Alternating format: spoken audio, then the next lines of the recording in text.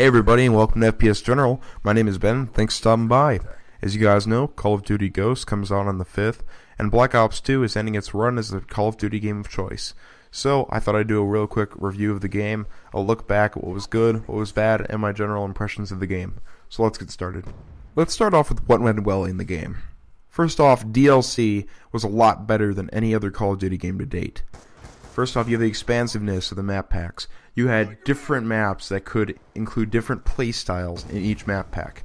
You had everything from lava maps to water maps to island maps, anything. You name it, it was there. And everything was supported differently. They had large maps, medium maps, small maps, maps of every kind. And I liked how they weren't all just one map, or literally just taking a map out of a previous Call of Duty and stuck them in this one with absolutely zero changes. I'm looking at you, Infinity Ward. You did that 2 or 3 times. No, when Treyarch wanted to do it, what they did is they took it and they put an entirely new skin, an entirely new face on it, and altered the playstyle enough so that players who had played those previous Call of Duty maps before and had a lot of experience on them would have a playstyle reminiscent of that, but at the same time not give them too much of an advantage when they did play the new maps. As far as DLC map quality goes, you had a lot higher quality than most other Call of Duty games to date as well. When you had DLC in the past with Call of Duty, you could always assume that the DLC maps would not be as good as the original maps that came with the game. However, with Black Ops 2, a lot of the maps that came with the DLC were actually better than the ones that came with the game. In my opinion, that was both surprising and refreshing. For the first time in Call of Duty history, a gun was included in with the DLC. In my opinion, Treyarch pulled it off pretty well. The gun was neither underpowered nor overpowered. It made sure people who bought it got their money's worth, but also made it so people who did not have the gun did not lose out. In my personal opinion, though, the Peacekeeper was also the best gun in the game, but that's just because it fit my playstyle better than other Black Ops 2 guns did. The inclusion of more dynamic maps in with the DLC made the game really refreshing as well. I liked how they had more hazards and larger, widespread events inside the map that actually changed the way you played. I found it really refreshing, and I very much enjoyed having that part of the DLC. As my general opinion of the DLC, the only complaint I have is that they seemed like they were testing waters a bit much. The only thing they did that was very, very explosive or new was the gun DLC. However, that's a minor complaint and one that doesn't even really need to be taken into account. I'm excited to see what they're going to do with their next game. MLG, or Major League Gaming support for a Call of Duty game, has never been better than it was in Black Ops 2.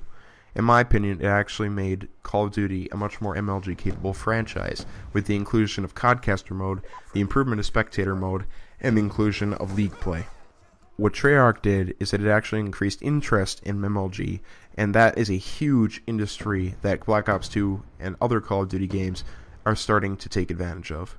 And in my opinion, it's something that we should have started years ago. Scoring and Scorestreaks in Black Ops 2 were better than for other Call of Duty games as well. For instance, scoring in the past only rewarded slayers, people who went around and killed the other team only, and did not try and win the game for their team by completing the objective.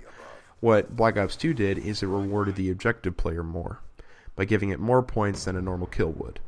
So, scoring was better that way, but score streaks were also a really new thing in Black Ops 2 that were a lot better. And instead of just having point streaks where a kill or a flag capture or a bomb just only counted for 1 point towards your streak, you now have score streaks, where you have a certain number of points for a streak, and you have to achieve that number of points through killing and objective play. And I think that this was a huge, huge step, and I was very impressed with what Treyarch did with this, including the fact that the streaks were not too overpowered and didn't disrupt your gameplay as much, except, of course, for like the top 5 ones, which take at least 12 kills to get.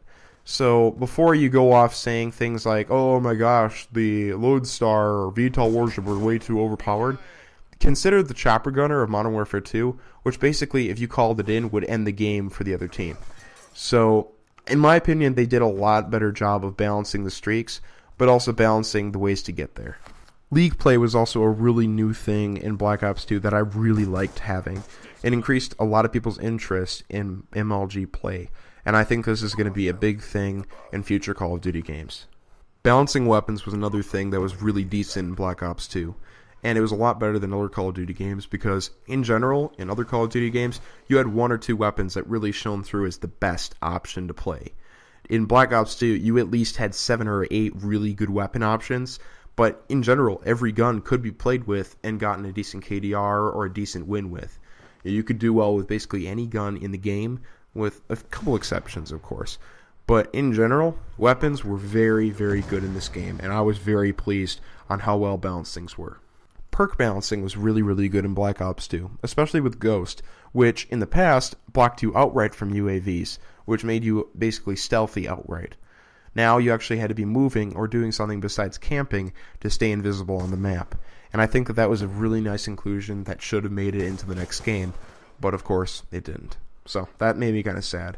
However, every perk basically was not too overpowered or too underpowered, and I really have no complaints with them. The Pick 10 system, in my opinion, was the most revolutionary part of Black Ops 2 multiplayer, and in fact was one of the most revolutionary things I've ever seen in Call of Duty to date. It allows for extra customization, and it allows for an entirely new facet of play. And I thought it was one of the best things I've ever seen in a Call of Duty game. In fact, Call of Duty Ghosts is actually going to be doing this as well with their own little Pick 10 system.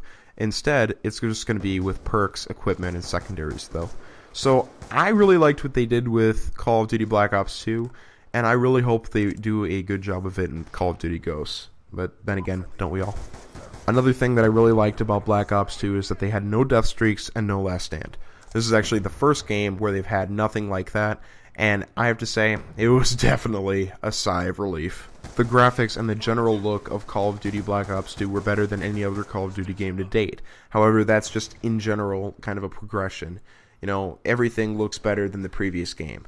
Now, I'm hoping that Call of Duty Ghosts increases on this and makes the next game even better than Black Ops 2, instead of just making it a Modern Warfare 3 knockoff like it did in the trailers. Prestiging was a lot more smooth than previous Call of Duty games as well, and I was very appreciative of that, and I hope they include that in Call of Duty Ghosts.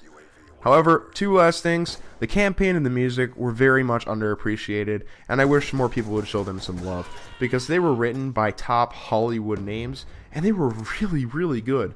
Go through, listen to the soundtrack, play the campaign before the game is out, and I promise you won't be disappointed. So guys, it's about all the time we have for today. If you guys enjoyed the video, make sure you like and subscribe for more.